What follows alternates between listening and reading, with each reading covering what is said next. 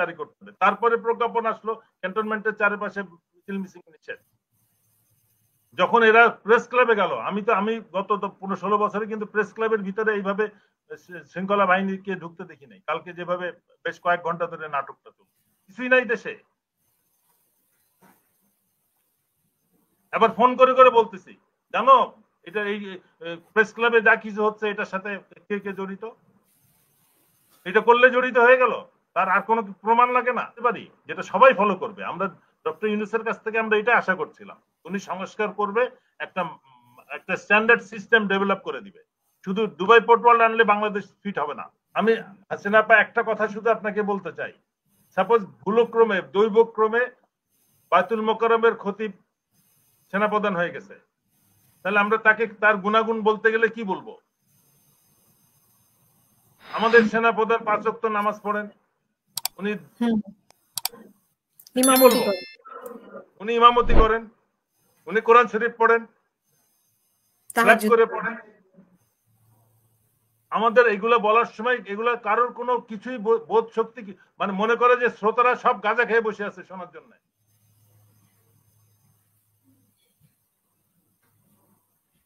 আমরা এরকম দেশে বসবাস করতেছি এবং সেরকমই একটা নাটক গতকাল হয়েছে।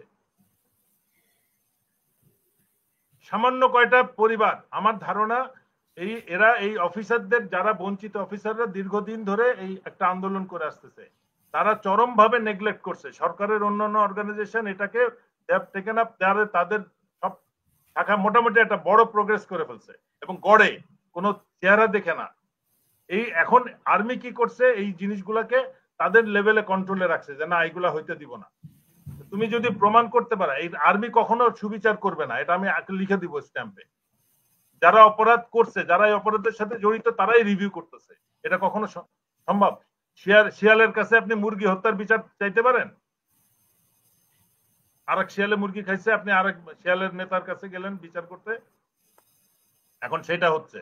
এখন 10 মাস হয়ে যাওয়ার পরে যখন দেখতেছে বিষয়টা অনেক দূর গড়ায় গেছে, বেশি এক্সপোজ হয়ে গেছে, কিছু ইল ডিসিপ্লিন সৈনিকদের নিয়ে একটা নাটক রচনা হয়েছে, যেটা কালকে সারাদিন ধরে আমরা দেখলাম। গত কয়দিন ধরে প্রথম আসলো যে সশস্ত্র বাহিনীর জন্য বিরাট কিছু অপেক্ষা করতেছে, তা 10 মাস কি হলো?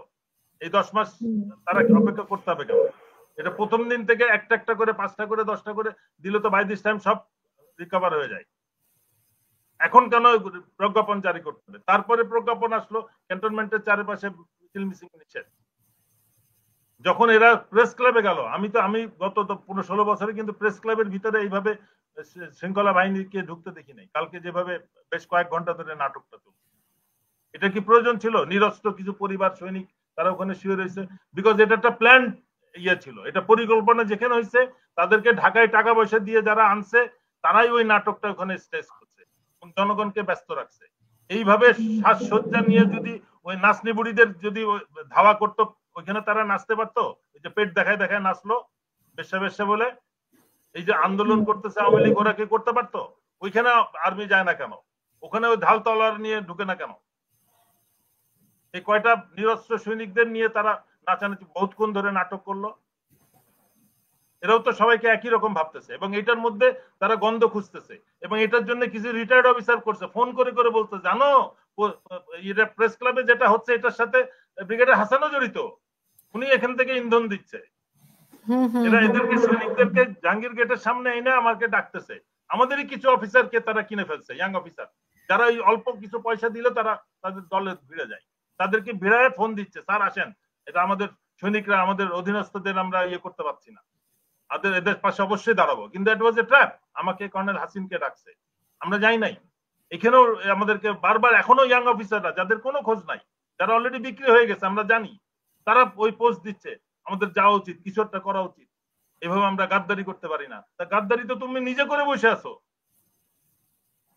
আমি একটা প্রতিষ্ঠানের দায়িত্ব, ভোটে ইলেক্টেড চেয়ারম্যান, আমি একটা ব্যবসায়ী প্রতিষ্ঠান বা একটা রাজনৈতিক প্রতিষ্ঠানের ইয়েতে কাটছিতে কি করে বিদেশ ভিজিট করি? নৈতিকতা বলে কি কিছুই নাই দেশে? এবার ফোন করে করে বলতেছি, জানো এটা এই প্রেস ক্লাবে যা কিছু হচ্ছে এটার সাথে কে কে জড়িত, এটা করলে জড়িত হয়ে গেল, তার আর কোনো প্রমাণ লাগে না। আমি বলে দিলাম মুসানবী, ব্যাস সে মুসানবী হয়ে গেল। আমি আমার ন্যায় পরায়ণতাটা কোথায় দেখবো? আমার কাজে দেখাবো।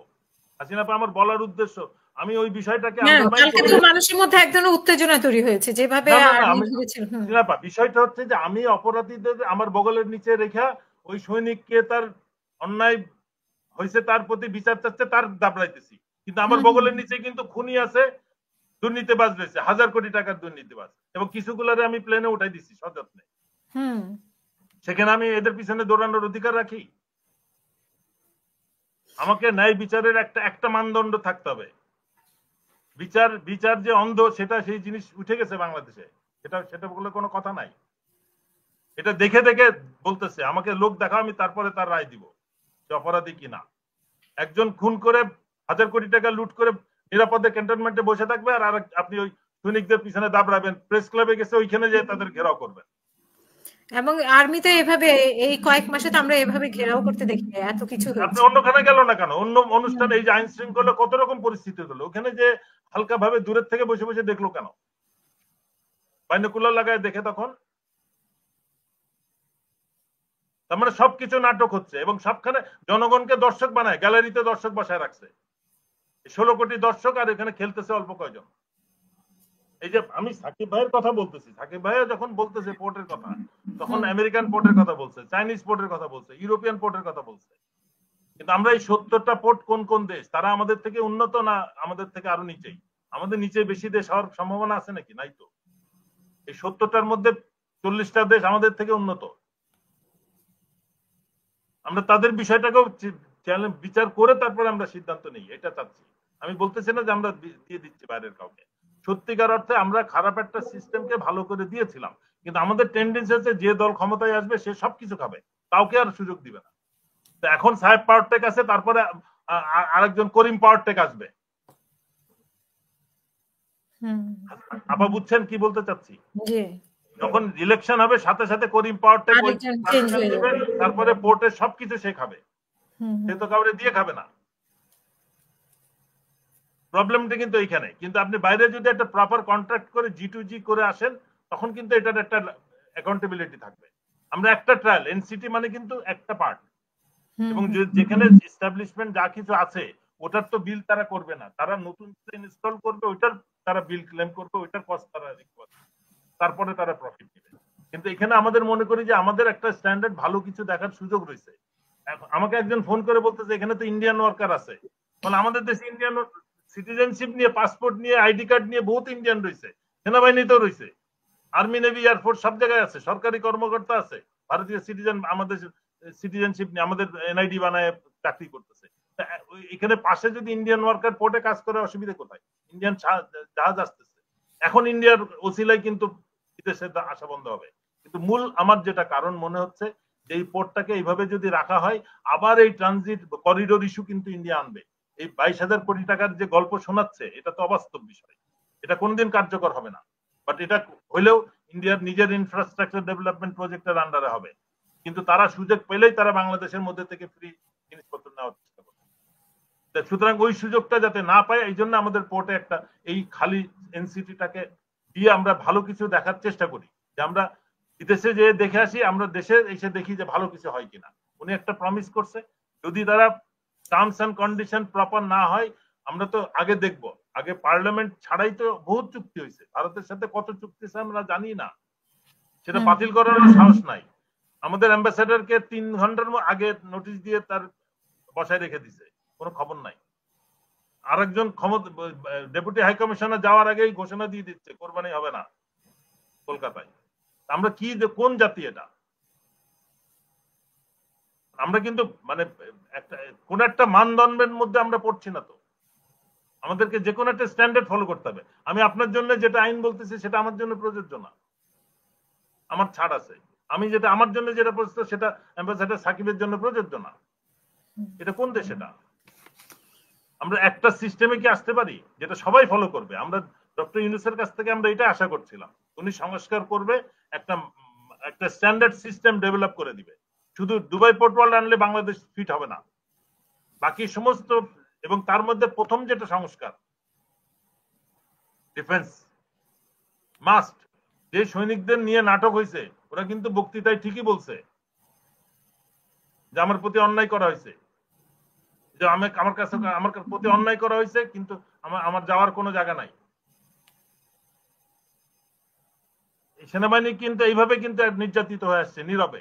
আমি জীবন ওয়াদা করছি, শপথ করছি কোরআন ছুঁয়ে যে আমি দেশের জন্য জীবন দিব, কিন্তু আমার ফান্ডামেন্টাল রাইটস নাই। ইভেন এখন যে কমিশন, সেই কমিশনও এটাকে অ্যাকসেপ্ট করে নাই। ডক্টর রিয়াজের ওখানে আমরা প্রায় 1.5 ঘন্টা প্রেজেন্টেশন দিচ্ছি, উনি ঠিকই এটাকে বাদ দিয়ে ওনার রিকমেন্ডেশন ইয়ে করছে।